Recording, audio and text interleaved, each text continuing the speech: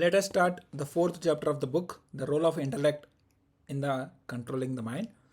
The name of the book is The Science of the Mind Management, written by Swami Mukundananda. We are all acquainted with our whimsical mind. Whimsical mind. It flirts from place to place and from topic to topic like the ball in a roulette game. It wanders off even from very interesting topics. Then, what to say of its rebelliousness when the work at hand is dreary? Consequently, we develop the notion that our mind is not under control, not in our control, and that we just have to put up with unwelcome distractions and thoughts. However, this is not the case. If we learn to harness the power of the intellect, we will discover immense ability to manage our mind. In the last chapter, we learned how breaking bad habits and how developing good habits requires a resolute intellect. The Bhagavad Gita also repeatedly refers to the importance of the intellect. In it, Lord Krishna describes his teachings as Buddhi Yoga or the yoga of the intellect. He repeatedly instructs Arjuna to surrender his intellect to God. Mayyarpita Mano Buddhi in the Bhagavad Gita. In light of this, let us explore the intellect's position in the internal hierarchy. How the mind and intellect interact each other. The intellect makes decisions and the mind generates desires. Let me repeat. The intellect makes decisions and the mind generates desires. Let us take an example. For example, if the intellect decides that happiness is in ice cream, the mind hankers for it. And if the intellect decides that money will solve all of life's problems, the mind thinks money, money, money. And if the intellect decides that prestige is the source of happiness, the pride is the source of happiness, and the mind yearns to be famous and be respected, get respect in society. In other words, the intellect makes the decisions and mind engages in sankalpa, hankering, and vikalpa, which is aversion, like cravings and aversions.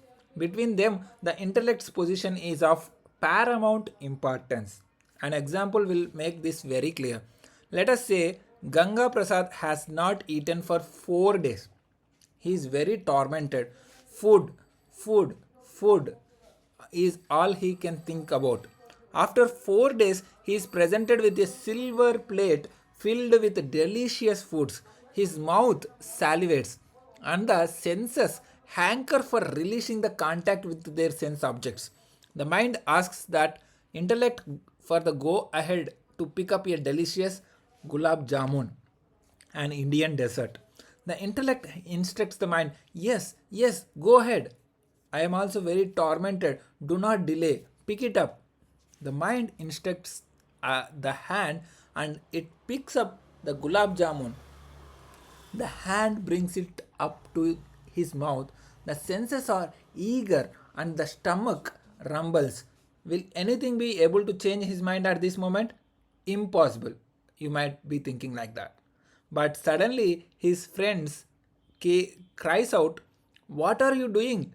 Do you wish to die? That gulab jamun has been poisoned." Poison?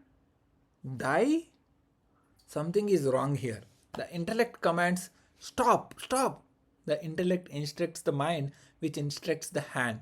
The hand tosses away the gulab jamun. Now see if he will change his mind. Offer him a temptation. "Sir, we will give you 1 crore to consume that gulab jamun. Please eat it, please eat it." What will I do with a crore if I die? No, thank you. He won't budge, no matter how hungry he is, for his intellect is convinced that eating that gulab jamun will kill him. Ask him again, "How do you know the food is poisoned?" "My friend told me," like that he replies. Is your friend perfectly honest? Is he an avatar of the truthful Harishchandra? No, no, I have often caught him telling lies? Okay, never mind. Have you ever seen poison in your life? No. So you have never seen poison in your life, and yet one statement from his untrustworthy friend made you throw away the gulab jamun? Yes. How did Ganga Prasad gain such control over the mind? Though he was hungry for the last 4 days and his senses were hankering for food, he abstained from the delicious gulab jamun. The control came from the intellect. When it decided that gulab jamun is harmful to his self interests, it clamped down upon the mind and senses. The Krishna Yajurveda states like this: Vignana Saratiryastu Manaha Pragrahavan Naraha. So, Advanaha Paramapnoti Tad Vishnoh Padam Padam Param Padam, said in Kathopanishad 1.3.9. To cross over the material ocean and attain your divine goal, illumine your intellect with divine knowledge. Then, with the illumined intellect, control the unruly mind. This is why it is said, knowledge is power, for it is true or correct knowledge that enables good decision making. Usually, however, the situation is not so straightforward. The mind and intellect are not always in accord. Sometimes the intellect is unclear about what is beneficial, and other times the mind is adamant about the object it craves. Thus, strife arises in the internal machinery. Let us understand our inner apparatus further. There are four aspects of our internal machinery. Let's get deep dive on that. The Vedic scriptures describe our antahkarana, the mind or ethereal heart, as four aspects. Antakarana has four aspects. One is mind, second one is intellect, third one is subconscious mind, and fourth one is ego. Let us see what is each and every element. First is mind, manaha. It creates the thoughts, feelings, desires, hankerings, and aversions, cravings, whatever it is. So, mind is creating the desire. Second concept, intellect, buddhi. Its function is to analyze and decide. It understands, decides, and discriminates. That is, this is good, this is bad. And third one is subconscious mind, chittaha. It is the storehouse of impressions and memories. It enables one to get attached to an object or a person. Fourth one is ego, ahankara. It is the ego or I relatedness. It produces the sense of identity with the attributes of the body and creates pride. I just remember one example of AI. If you take an AI as an example, like prompt is like a mind, and decision making tools are can be considered as the intellect, and the memory that each and every prompt it is using, it is called subconscious mind, which is chittaha, and the name of the tool or name of the AI can be called as ahankara. So just I got like small example, you can consider that. These are not four separate entities, rather they are simply four levels of functioning of the one mind, one tool. Hence we may either refer to all of them together as the mind, or as the mind intellect, or as the mind intellect ego, or as the mind intellect subconscious ego mechanism. They all refer to the same thing. Various scriptures designate the mind in any of these four ways. Manaha, the Panchadashi refers to all four together as the mind cumulatively and states that it is the cause of the material bondage. Second thing is Manaha Buddhi. In the Bhagavad Gita, Sri Krishna repeatedly talks of the mind and the intellect as two things and emphasizes the need to control the both and to surrender them to the God. Third thing, Manaha Buddhihi Ankara. The Yoga Darshan refers to the inner mechanism in terms of three entities, mind, intellect, and ego, and that must be disciplined to attain union with God, yoga, with God. Fourth one, Manaha Buddhihi Chittaha Ahankara. Saint Adi Shankaracharya, while explaining the apparatus available to the soul, it has classified into the mind into four parts: mind, intellect, subconscious, and ego. All the above designations refer to the same internal gear within us, which is together called as Antahkarana. Among the four states of the mind, the two most important are Manaha and Buddhi. Mano Buddhi, Ahankara, Chittani Naha, like that. Manaha Buddhi. The battle between the mind and intellect. We had discussed earlier that the intellect possesses the decision making power. If it decides that eating a rasagulla, an Indian dessert, will give happiness, then the mind desires, I want a rasagulla for dinner today. See, the intellect made the decision and the mind followed by creating a corresponding desire for rasagulla. This is an instance where the intellect desires and the mind decides accordingly. Intellect decides, mind desires. Consider another scenario. A thought arises: I am not eating well these days. Tonight I will cook broccoli, cauliflower, and beans. The intellect contemplates this and has a favorable evaluation. The mind rebels and thinks, yuck, healthy food is so boring. The mind now has a strong desire for something less healthy and tastier. How about a nice veggie burger and french fries instead? Mind says, oh, yummy! In this way, the mind resists the intellect and presents a desire for junk food, but it is not what the intellect considers best for the health of the body. Now, the battle is on between the mind's cravings and the intellect's knowledge. As a possible outcome, the intellect yields to the mind's desire for the veggie burger and even sanctions it. But is this a case of proper mind management? You know, it isn't. Controlling the mind requires us to empower the intellect with divine wisdom. Thus, we use we use the intellect to govern the mind. Jagadguru Krupaluji Maharaj states that Manako Mano Shetru Usaki Sunahu Jane Kachu Pyare. Sadhana Karu Pyare. Oh dear one, consider the impure mind to be your enemy. Consider the impure mind to be your enemy. Do not listen to its whims. So, heart versus mind is at one particular end and intellect is at one particular end. They do always tug of war.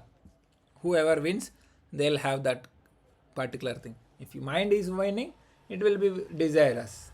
If it is intellect is winning, it will be decisions. The desirous mind is like a little child. It wants immediate gratification of pleasure and the removal of the pain. It is like the ID in Sigmund Freud's psychoanalytic theory. I want what I want, when I want, the way I want, and I want it now. We should not succumb to its tugging. Instead, should use the discerning intellect to judge what is good and what is bad. Let us see the power of discernment in the another concept. The ability of the intellect to control the mind is called viveka, the power of discernment. Discernment means viveka. We all possess it and use it to varying degrees, but since we have not harnessed its full potential, we erroneously conclude that the mind is not under our control. Here are some examples that highlight the power of the intellect in the controlling the mind. There are very few people who actually enjoy their professional work. Given the choice, instead of going to the office, they would much rather stay at home with their family. This is why most people feel joyful on Friday evenings at the thought of having two holidays ahead. Similarly, for many, Monday morning is a time for dejection as the thought of 5 days of work ahead saddens the mind. This shows that the mind dislikes the drudgery of office. Yet against the desires of the mind, even an ordinary person works at least 8 hours a day. What enables this subjugation of the mind? It is the power of the intellect. Once the intellect decides that work is necessary for living, it controls the mind. That is how the whole world manages to work despite the complaining mind. Instead, if the mind was allowed to have its way, then staying in the office all day long would be impossible for most people. Have you ever wondered why anger flows downward. The CEO shouts at the director. The director does not shout back because the intellect realizes that it will cost him his job if he were to do so. Instead, he vents his anger upon his manager. The manager controls himself despite feeling vexed with the director but finds release by shouting at the foreman. The foreman takes it all out at the worker. The worker purges his frustration on the wife, and the wife shouts at the child. The child lets it out on the dog. In each case, the intellect decides where it is dangerous to get angry and where it does not have repercussions. This proves that all of us, with the viveka, the discernment of the intellect, can control our anger. This capability of discernment, called viveka, is granted primarily to humans. The intellect of the other species is not endowed with it beyond a marginal extent. They cannot think, though my mind and senses are eager for food, I'll observe a fast for spiritual purification. Like this, they will not think. But humans have been vested with the capacity for viveka and they are expected to use it to ruin their mind and senses. The moment we relinquish the intellect's power of discernment between the right and wrong, we fall to the level of the animals. The gift of receiving the human form comes with the responsibility of living by the wisdom of the intellect and not by the whims of the mind. Thus, the Vedas state Tattva Vismaranat Bhekivat. One who abandons viveka, discernment in one's actions, becomes like a beast. Even children use discernment. Suppose the parents are watching TV in the next room, the child is tempted to do the same, but then she thinks, I have my exam tomorrow. If I do not study, I will fail. The child successfully uses to her intellect to control the mind's desire for gratification. Now consider a more powerful example.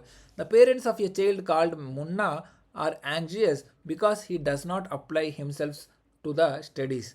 They ask him the reason for it. Why are you not focusing on study? He responds by saying that his mind is unable to focus on studies. It keeps wandering in all directions. Munna and his parents are both worried by the problem which seems to have no solution. Yet, when the same child goes for his year end final exam, he brings his mind under control and totally focuses on answering the question paper for 3 hours. When the time is up, the examiner has to snatch the answer sheet out of his hands. But for those 3 hours, he did not get distracted by anything. How did he garner such concentration when all year round he was complaining about his mind's inability to focus for his lessons? On his lessons. This became possible by the decision of the intellect. When his intellect decided that those 3 hours were important and the carelessness would result in loss of the entire year, it forced the mind to apply itself. If that level of concentration had been maintained throughout the year, Munna would have stood at a good chance of becoming a national level scholar. However, throughout the year, his intellect's decision was studies are not important. They are important for my parents, but they do not know anything.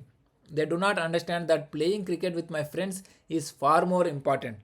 When the decisions of the intellect was otherwise, there was no scope for the mind to remain focused. Even if it did get focused for a few moments, the intellect would jerk it away. There is no happiness here. Think of the cricket. That is where true pleasure lies. Like this way, it will think of. This example illustrates the power of intellect in controlling the mind. We must therefore cultivate it with correct knowledge and use it to guide the mind in the proper direction. If our intellect has mistaken values and insufficient knowledge, where will our life end up? The science of mind management requires us to empower the intellect with the right knowledge from the scriptures and then use that illumined intellect to properly govern the mind. So, we will see the intellect knowledge from the scriptures in the next episode. Until then, stay connected, keep sharing your learnings in the comments below.